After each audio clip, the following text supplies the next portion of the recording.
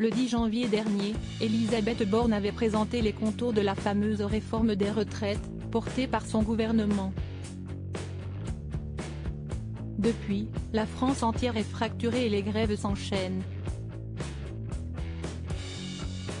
De son côté, Emmanuel Macron semble imperturbable et bien décidé à aller au bout de son projet de faire travailler la population jusqu'à 64 ans.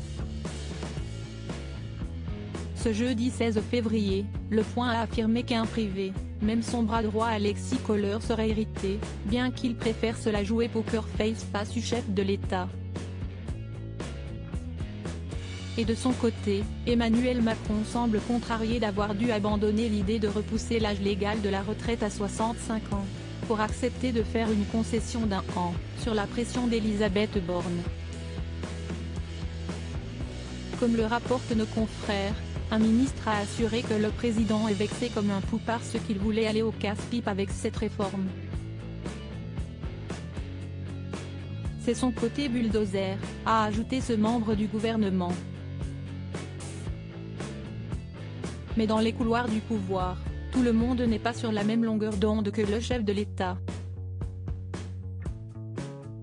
Les gens qui manifestent n'ont pas envie de travailler 2 ans de plus pour quelques milliards alors qu'on en a cramé 500 pendant le Covid.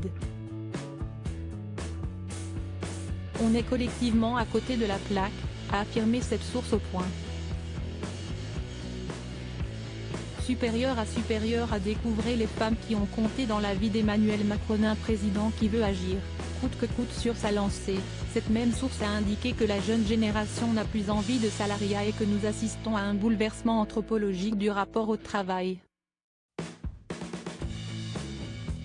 Pour la députée Renaissance Astrid Panoyan, la retraite n'est pas une équation économique et il faudrait davantage parler plus des conditions de travail et des salaires pour repartir du quotidien afin d'éviter de donner l'impression de passer à côté du sujet.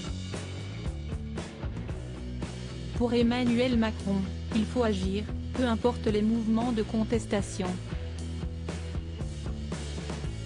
Il a une peur panique de l'immobilisme. La retraite à 64 ans, c'est bête et méchant, mais au moins, il sait qu'il l'aura fait, a souligné un interlocuteur régulier afin d'expliquer son comportement inflexible. Article écrit avec la collaboration de 6 médias Crédit Photo, Elliott Blondet-Poul.